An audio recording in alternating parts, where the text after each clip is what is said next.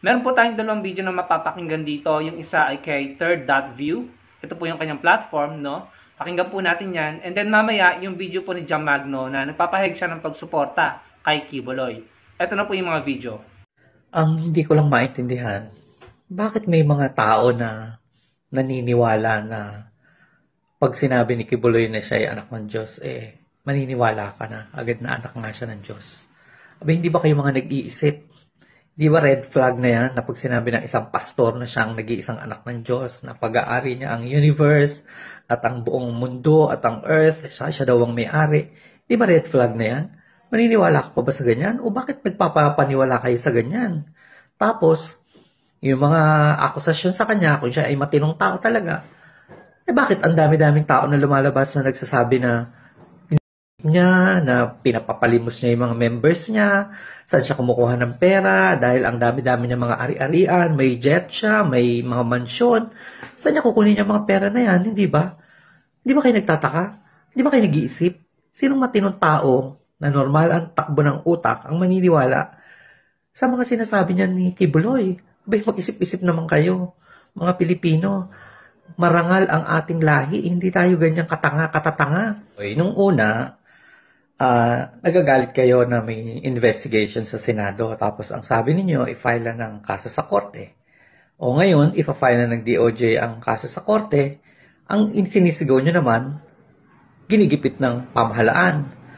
Ito mga kaso niya na to na final sa Davao City, na-dismiss, syempre, sino bang protector ni Kibuloy? Ano bang lugar yung Davao City, hindi ba? So, ina-expect mo na yan ay madidismiss. O ngayon, na wala na siyang proteksyon, yung kinakapitan niya ay wala ng power, kung meron man ay konti na lang, wala nang tatakbuhan. Ano pang gagawin? Wala na. Ano na yan? Pawala na yan. Hindi na yan makakalusot ngayon. Either mag-attend ka ng Senado o marap ka sa korte. Wala, tusta ka na, Kibuloy. Tusta ka na, kaya mas maganda kung patigilin mo na lang lahat ng investigation na yan. Total, ikaw naman, nakakapagpatigil ng lintol. Yan pa bang investigation na yun na hindi mo mapatigil, hindi ba? O, napaka-common sense lang yan sa'yo, di ba? Sa anak ka ng Diyos, di ba? Anak ka nga ba ng Diyos? I want to speak on something that has been on the national news for quite a while now. I thought about, delaying this post, but I want to say that all the allegations against Pastor Apollo Kibuloy is something that I will never be able to believe at all. I have friends that are in the kingdom and out of it, and who believe that all of the allegations against him are only used to destroy him. You may not like Pastor Apollo Kibuloy, but again, I stand with this, and I stand with him, that even if you don't like somebody, just don't lie about them. These allegations are hurtful, and I pray that Pastor Kibuloy survives this, as he has so many years before, because he's been persecuted many times in the past. So I know he's gonna make it, and I am sending my love and light to him wherever he is right now. Ingat! So napanood po natin yung mga video, no? Yung isa kay Third.view, and then yung isa naman po kay Jam Magno. So obviously, si Jam Magno nagpapakita ng suporta. According sa kanya, sa pagkakaintindi ko, ay hindi siya naniniwala dun sa mga binibintang kay Kibuloy.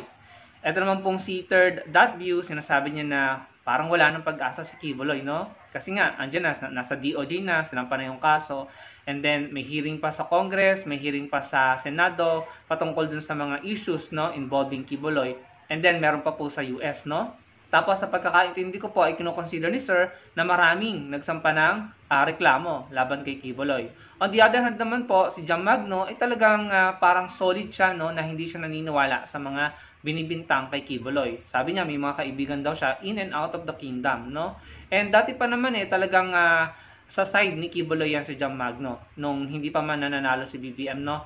Pero kung kayo po ang tatanungin, mga kababayan, sino po sa kanilang dalawa ang nagbigay ng may substance na pahayag? Yung kung ikaw ay walang pinapanigan, neutral ka, at narinig mo yung pahayag ng dalawang ito, sino sa kanila ang paniniwalaan mo or papanigan mo, susuportahan mo, no? Hindi po ako magbibigay ng reaction ko, no? Kasi sigurado naman kayo na ang aking side ay malaman natin ang totoo. Kaya pabor ako na marinig natin yung side ni Kibuloy sa Senado. Kaya nananawagan tayo na umattend siya sa hearing ng Senado, no? kaso talagang matigas si Kibuloy at ayaw umattend, ano. I think talaga hahantong yan sa mapapa-aresto siya, no. Kaya nga po ginagapang ni Robin Padilla na matigil, no, or mapigil yung pag-arestong yon. Pero I think hindi siya magtatagumpay. Going back, kung kayo po ang tatanungin, sa kanilang dalawa na nagbigay ng pahayag, yung isa against Kibuloy, understood naman yon base sa mga sinabi niya. And then si Jam Magno ay pro Kibuloy. Evident din yon dahil sabi niya hindi siya naniniwala sa mga bintang kay Kibuloy. So kung kayo po ang tatanungin, sino po sa kanilang dalawa ang kapanipaniwala at may substance ang sinabi? Yung tipong may bigat, no, may value.